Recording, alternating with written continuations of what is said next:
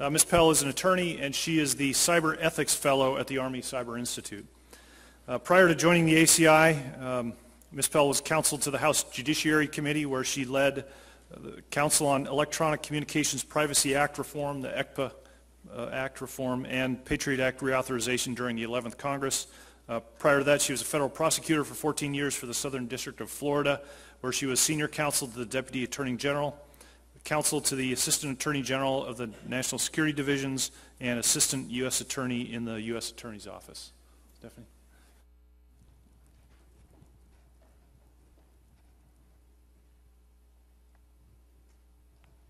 Good afternoon. So I will start here with our disclaimer.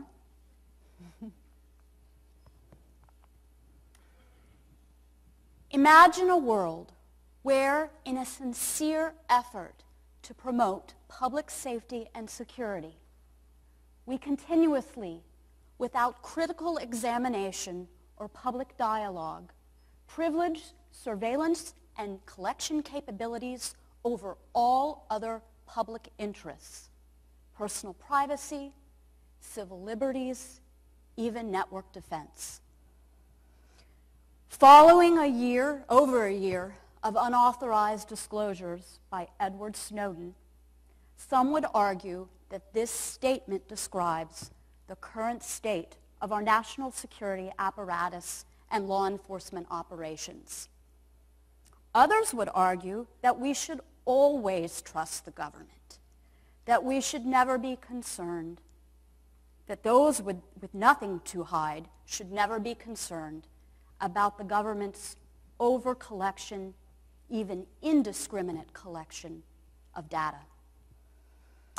Like most polarized positions such as these, the truth lies somewhere in between.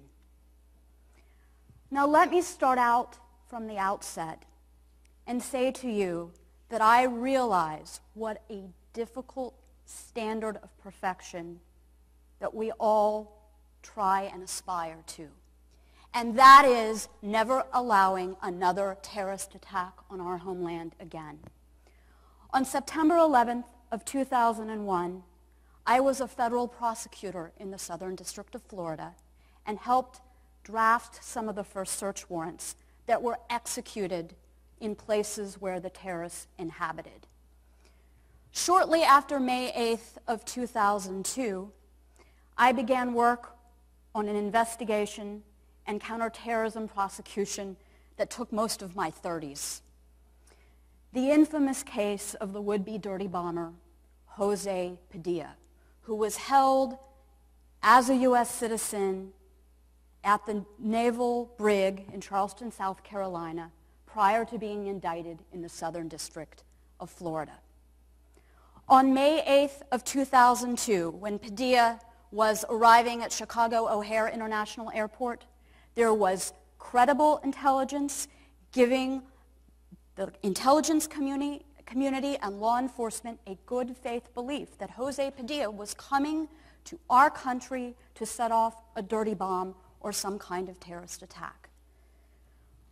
When he came to the airport, FBI agents attempted their normal interview process. He'd been overseas for several years. They tried to determine who his contacts were overseas and who his contacts were in the United States, potentially waiting here to assist him in an attack. They found some pocket litter, crumpled up papers on his person that contained partial email addresses and phone numbers. And to my knowledge, at that point in time in 2002, there was no database that contained an expansive amount of phone numbers or email addresses such that law enforcement could run those numbers that they found on his pocket letter through that database and try and determine who could be waiting to assist him here in our homeland. But in 2014, as I stand here before you, I'm not here to argue whether this statement is accurate or to demonize or lionize Edward Snowden. Indeed, no matter the degree of accuracy of this statement or any other concerning the gravity of the harms or the significance of the benefits that may still flow from Edward Snowden's actions. We, as military leaders, policymakers, cyber professionals, and teachers, stand at a critical moment in history to shape the way our cyber operations and strategy will protect the American people, including to protect their privacy and their civil liberties. Just 2 weeks ago, on September 16th, the Secretary of the Army created a new Army cyber branch. Cadets from West Point and ROTC programs graduating in 2015 will have the opportunity to join the new Army cyber branch. And our capacity, our cyber capabilities, both offensive and defensive, will be enhanced by that effort. But with this historic announcement, and in the context of the Snowden disclosures, we must acknowledge and confront a real but different kind of threat. This is an insidious threat. It has the ability both to erode the trust of the American people in military goals and operations and to undermine our longer-term strategic thinking about good network defense. This threat is temptation, offered in the name of expediency, to develop our cyber capabilities without regard to the effects of those capabilities on our privacy and civil liberties. Many of you may recognize a picture like this. Basically, it is an up-armored vehicle, and there is a person on top of it holding and pointing a scoped rifle. You may be familiar with a picture like this because you may have seen it on the battlefield or in training to operate on the battlefield. Except this picture doesn't come from the battlefield. It comes from Ferguson, Missouri. This is an example of militarizing our police. And I submit to you that this is a recipe for the demoralization, certainly of the citizens in Ferguson. And it is a recipe by which those citizens lose trust in their police and, by extension, their government. Now, why do I use this very visual, perhaps visceral example in the context of a talk about cyber capabilities?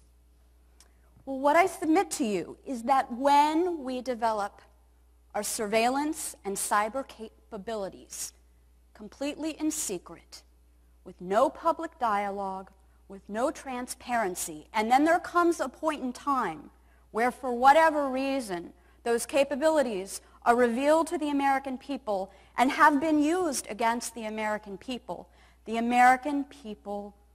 will be demoralized.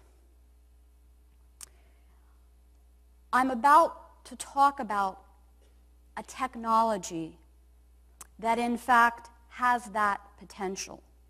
A technology that was developed for military and intelligence use, but has trickled down to domestic law enforcement and even into the hands of criminals.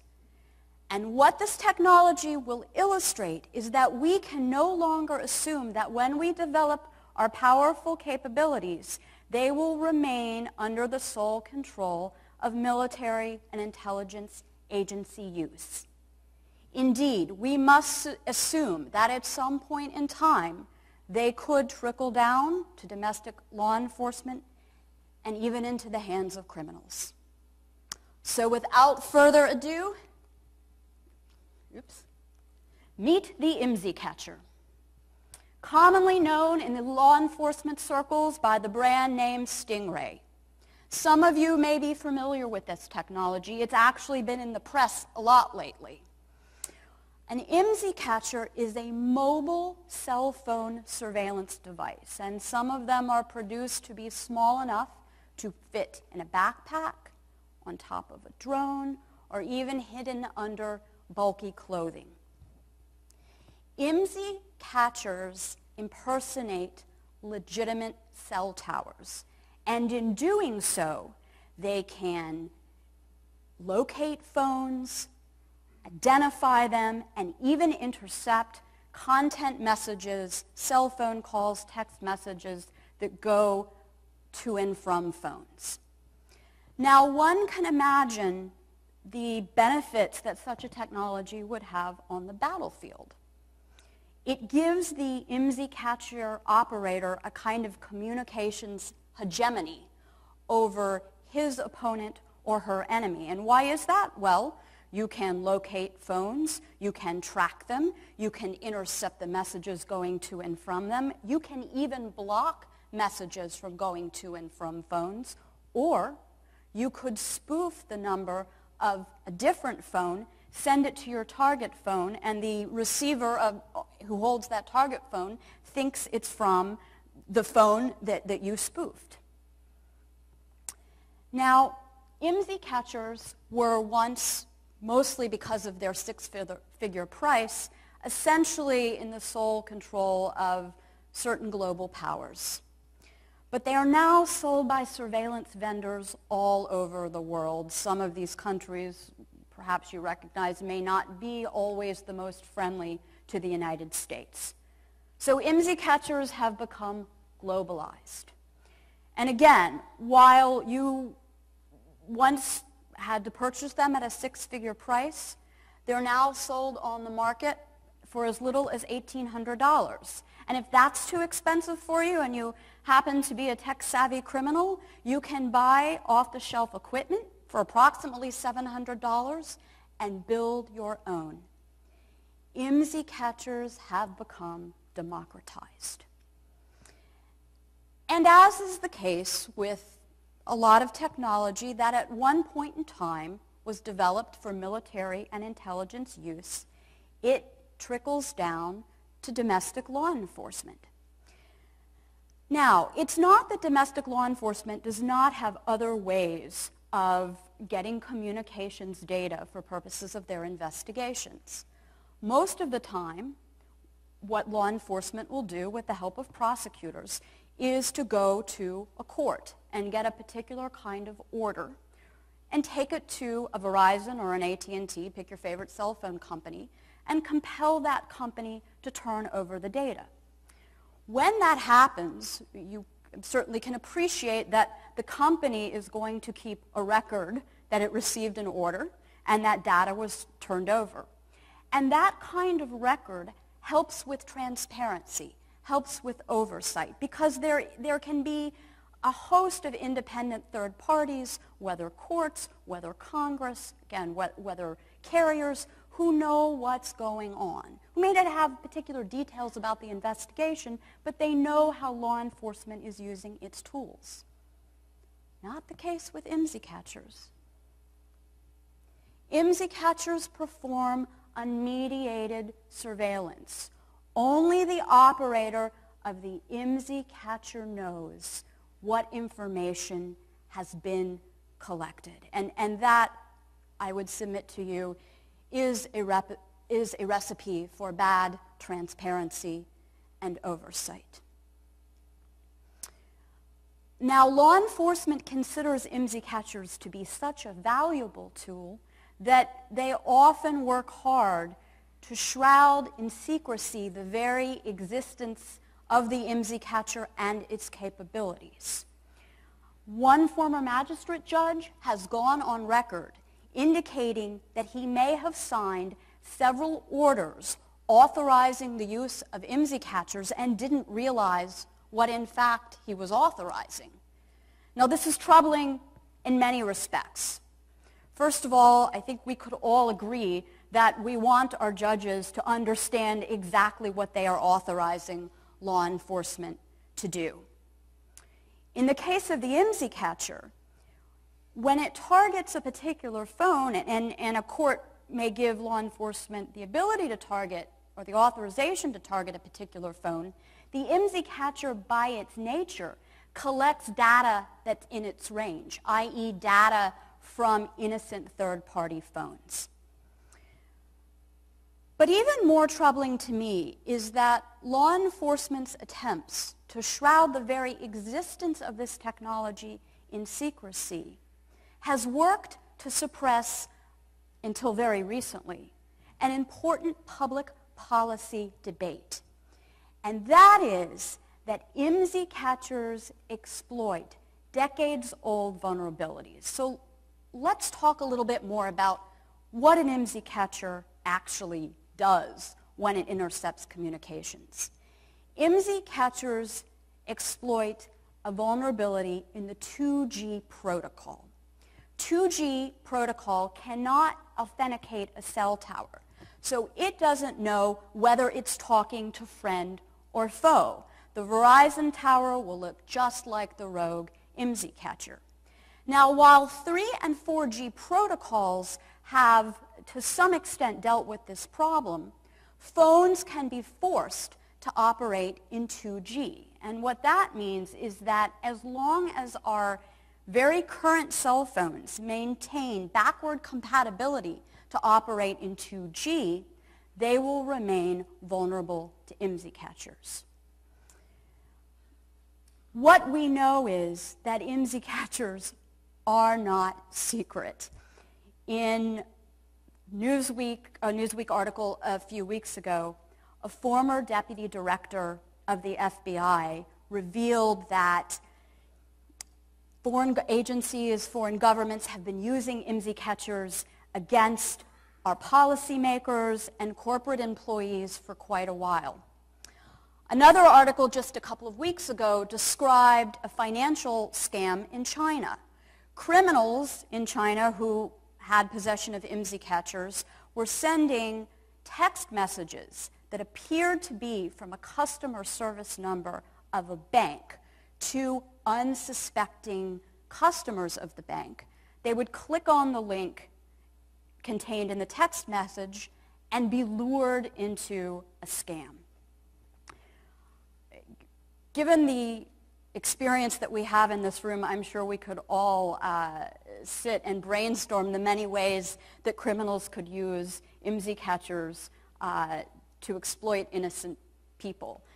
Identity theft, bank fraud, industrial espionage. Yet, it wasn't until August of 2014 that a government agency even acknowledged the threat of IMSICatchers. That occurred in August when the FCC chairman, Tom Wheeler, announced that the FCC was forming a task force to investigate illicit use of IMSICatchers, essentially to deal with vulnerabilities, persistent vulnerabilities in our cell phone networks that are now being exploited by technology that has been globalized and democratized. So what I submit to you is that we can no longer develop these surveillance and cyber capabilities without considering how, over time, they may become globalized and democratized, trickle down to local law enforcement, and even to criminals. Moreover, when, in order to privilege government capabilities and power, we shroud the very existence of these capabilities in secrecy, we will demoralize the American people. A government that values privacy and secrecy for itself, but does not value it for its own citizens, risks losing the support and trust of those citizens. Without a sincere appreciation for privacy and all of the things that it facilitates in our democracy, like freedom of thought and speech and expression, we risk undermining the very democracy that we purport to protect. And from an ethical standpoint, I submit to you that we cannot go on developing capabilities, both in the surveillance and cyber realm, without considering what I'll call the trickle-down effect. If we consider privacy and civil liberties considerations from the outset, however, not only will we be better at protecting our democracy and the values inherent in that democracy, but we will be better at our own network defense. We will think how those technologies could ultimately, maybe not tomorrow, maybe not next week, but at some point be used against us and our citizens, even as new generations of these technologies are developed. Privacy and security do not have to be at odds with each other. They can be one and the same. And so I'd like to end this talk with some questions to the audience, and they can certainly be rhetorical questions. But as we think about privacy and security and network defense, I'd like to bring up a very recent story in the news, and that is the fact that Apple has announced that in its recent operating system, it will no longer be able to break passwords when law enforcement comes to them with a warrant, even. And the FBI director, Jim Comey, who I have a great deal of respect for, he was the Deputy Attorney General when I was a young prosecutor at the Department of Justice in Washington. His response, as it was reported in the papers, was to criticize Apple, was to say that Apple is allowing us to put people beyond the law. Several noted security experts responded and essentially said, no, finally Apple is actually beginning to build products that contain the type of security that can better protect consumers and that they should demand. So I think this is a very interesting current topic on the continuum of privacy, security, and surveillance. And I submit to you that perhaps we shouldn't be so quick to jump on the side that is pro-surveillance without considering the privacy and security aspects of this question. And finally, to those of you who will either be developing our new surveillance and cyber capabilities, or those of you who will be supervising those who are developing these capabilities, how will you account for the fact that over time, what you develop could end up in the hands of an oppressive dictator or a criminal organization? How do we go about thinking how to both develop our capabilities and think about how to protect ourselves and our citizens from these capabilities? Thank you for your time.